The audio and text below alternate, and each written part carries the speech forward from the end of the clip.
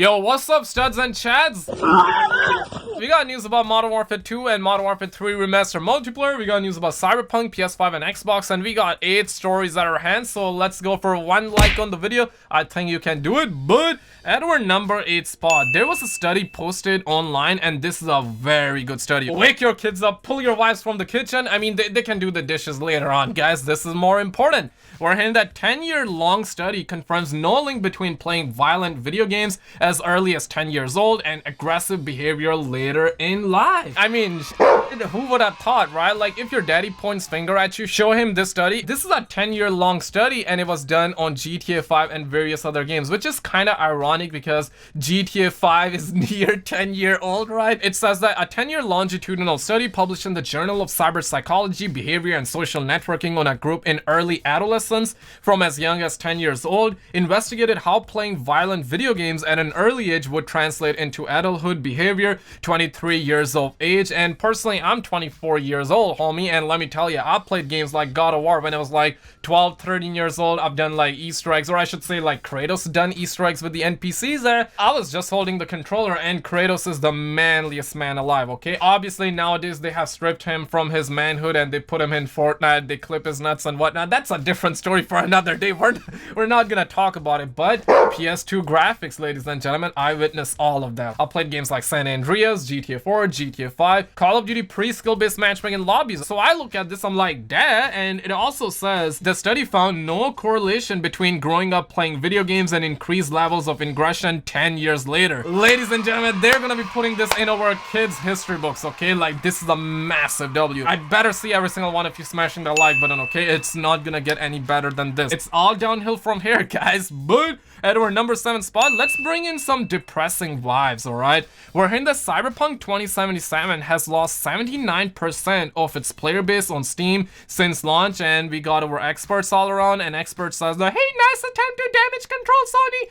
Meanwhile, in real life, these are facts though, right? Because Daniel Ahmed has confirmed that Cyberpunk 2077 was Steam top seller for the week. But then we have a man from the streets, and you know, I had to smash a like button because he says that, Lamau, Sony got you filled with hatred, man. This honestly has nothing to do with them. This is mad funny. I do play on the Sony Ponies consoles, but what this homie is saying, these are none but facts. GameSpot is screaming Steam, and this man is like, hey, control damage controlled by Sony's. It do be like this, okay? But these are the numbers, dog. It peaked around 1 million players on Steam, which is massive, okay? And now it is closer to 250k. Yeah, it is declining, but this is quite normal because A, we're talking about a single player game. B, we're talking about, you know, the game had a lot of negativity and whatnot. C, we're talking about PC, so PC is not gonna have as many players as consoles. Don't cancel me, these are facts, okay? I don't view this as like quote-unquote bad news, but obviously 79% is definitely like a fall from the cliff. I'll say that much, but again, it's a single player game, so it is to be expected. At number 6, we're hearing that Sony is ending production of PS4 Pro, all but one PS4 Slim model in Japan,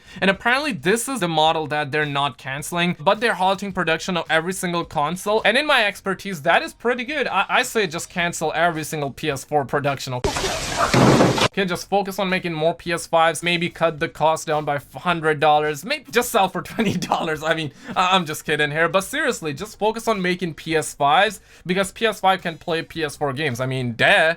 Well, duh. These are facts no printer, ladies and gentlemen. Facts no printer, facts no printer. But at our number 5, we're actually hearing that Xbox box. We're hearing that Xbox boss Phil Spencer teases things he's incredibly excited about for 3 to 10 years in the future. It must be GTA 6. There's no other way for me to put it. It got to be GTA 6. But I want to read you this real quick. The article says that during the latest episode of Larry, Xbox podcast division head Phil Spencer teased the long-term game. First of all, Spencer talked about the Game Pass, mentioning that 2020 was an important year, but 2021 is going to be an incredible year when he looks at the lineup of games coming to the service. Among those, there are some things he's incredibly excited about, and they will be talked about in the next year or two. According to Spencer, those may get people as excited as xCloud or Game Pass. Phil Spencer also says, quote, there are some cool things on the horizon there as well. It's just an incredibly exciting time for the teams right now. Honestly, I'm kind of sus about this. Like, what do you mean by 3 to 10 years? Like, I want to know what's coming now, okay? Like, are you talking about GTA 6? I mean, don't tell me GTA 6 is gonna be coming out in 10 years. I mean, knowing Rockstar Rockstar, I wouldn't be surprised if that really happens, bruh. But who knows what he's talking about? Time will tell us for sure. But at our number 4, Treyarch says that playlist updates are gonna be happening on Thursdays instead of Tuesdays, so they kind of pushed it away from Tuesday. And there are over experts same day as GTA updates smacking my head. Dead game, trash game, no maps, gun trash, zombies not fun anymore, Warzone trash.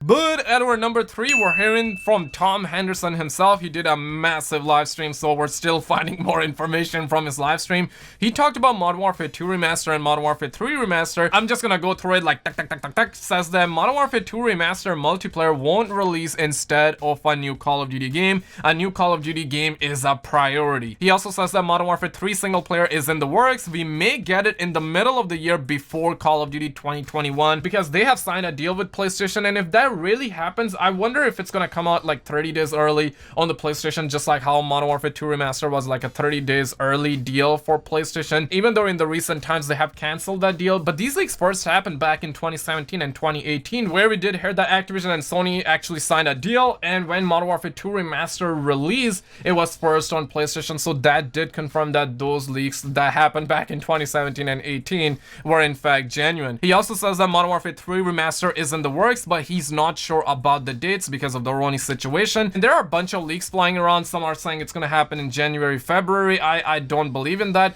Some are saying it's gonna happen like March, April, or May. I kind of believe in that. Tom also confirms that Modern Warfare 2 Remaster multiplayer was near complete or was even fully complete, but they decided to not release for some reason. Maybe it was because of Warzone success. That's what he says. This is something we talked about when Modern Warfare 2 Remaster campaign was released last year. The Gaming Revolution source was saying the same thing as well. It really seems like that they cut Modern Warfare 2 Remaster release prematurely. He also says that Modern Warfare Remastered trilogy for multiplayer is a possibility, but that is not confirmed. That's what he said. To me, it kind of makes sense, but it also doesn't really make sense.